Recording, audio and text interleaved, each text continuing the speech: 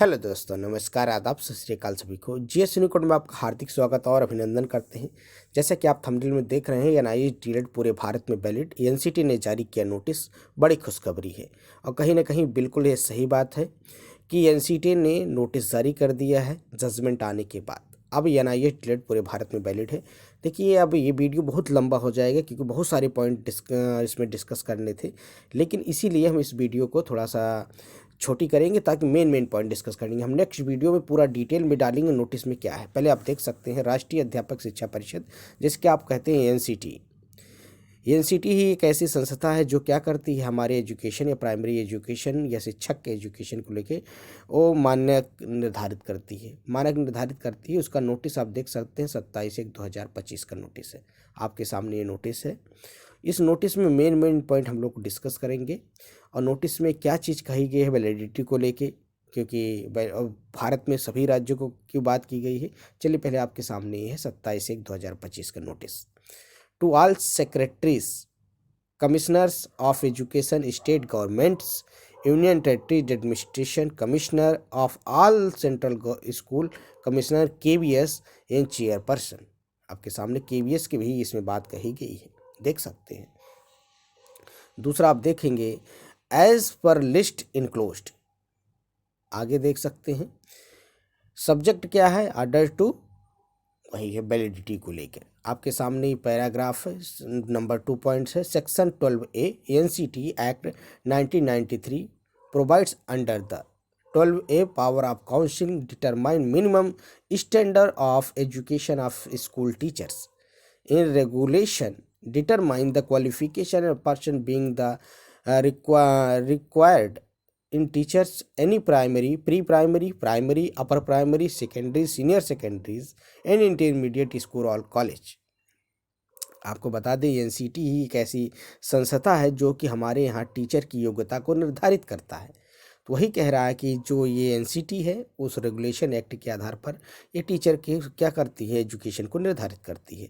Provide that nothing section shall be adversely affected to continuous and any person recruited any pre-primary, primary and upper primary या secondary and senior secondary and college, government and central government या state government authority intermediately before the concern या achievement national council of teacher education amendment act 2011 slowly on the ground in non fulfill such as qualification as the mention.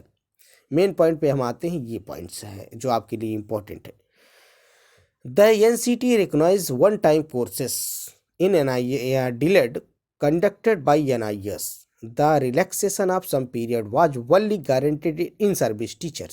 देखिए यहाँ पर in service teacher who has not obtained the required degree training course such as B.Ed and D.Led which the made of minimum requisite qualification opportunities is the most teacher in elementary and primary school, thus cannot be said that the teachers who had D.Led through the NIS not as per the 2-year period and, मतलब यहाँ पर वही कह रहा है कि ये हमने मतलब कि जो वैलिड नहीं माना गया। बट 15वें पॉइंट में देख सकते हैं, in the misconception and miss reading of the clarification issued by NCT Director Primary Education in legal issue directed person who has obtained NIS DLED।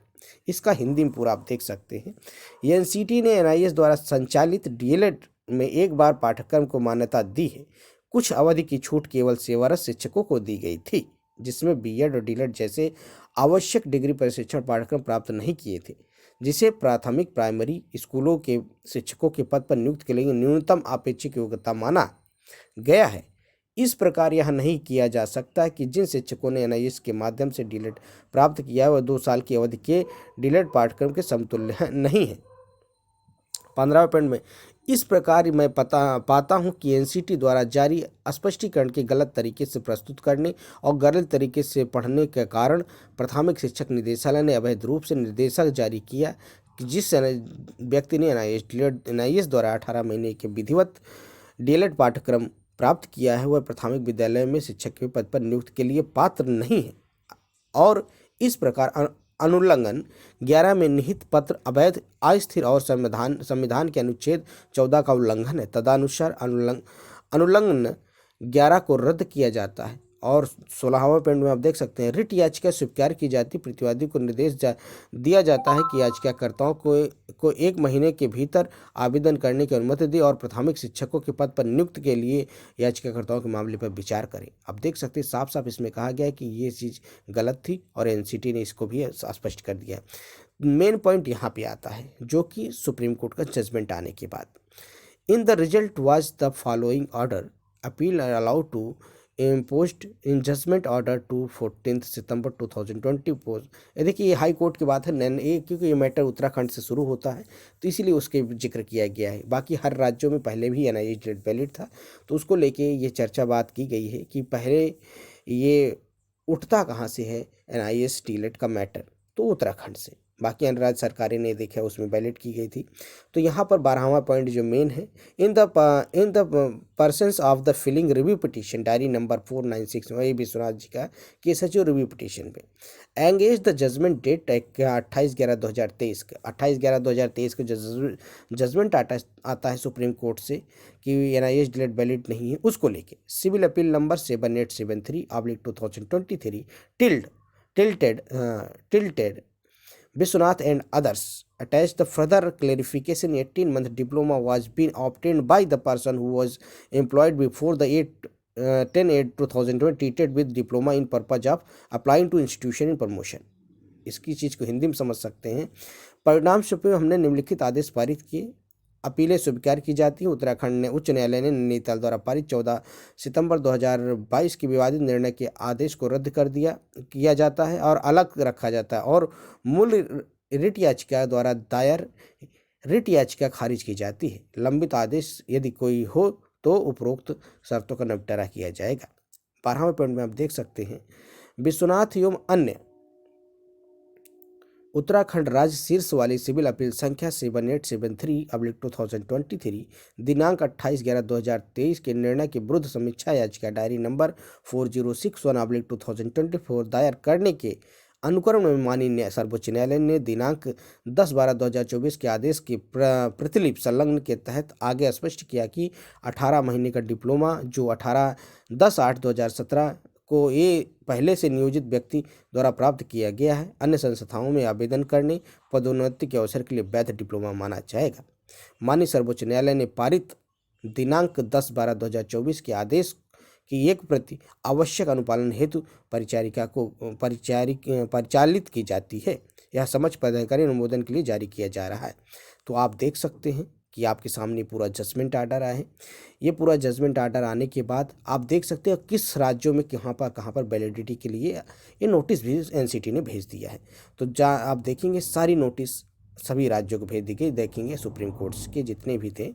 इसमें आप देख सकते हैं आपके सामने ये स्टेट है, हिमाचल प्रदेश, अरुणाचल प्रदेश, देख सकते हैं स्टेटों के नाम। पहले यूनियन टेरिटरीज भी हैं इसमें और स्टेट्स भी हैं। अंडमान एंड निकोबार है, आंध्र प्रदेश है, अरुणाचल प्रदेश, असम, बिहार, छत्तीसगढ़, गोवा, गुजरात, जम्मू कश्मीर, कर्नाटक, केरला, मध्य प्रदेश और महाराष्ट्र, मणिपुर, मिजोरम, इसके साथ साथ देखें उड़ीसा, पंजाब, राजस्थान, सिक्किम, तमिलनाडु, तेलंगाना, त्रिपुरा, उत्तराखंड, यहीं से मैटर शुरू होता है। उत्तराखंड को विशेष आप देख सकते, उत्तराखंड, उत्तर प्रदेश एंड वेस्ट बंगाल, मतलब जितने भी राज्य हैं 28 और 8, चंडीगढ़, दमन दीव, लक्षद्वीप, सभी, मतलब कहने का मतलब इतना है पूरे भारत में NIH डेट वैलिड है।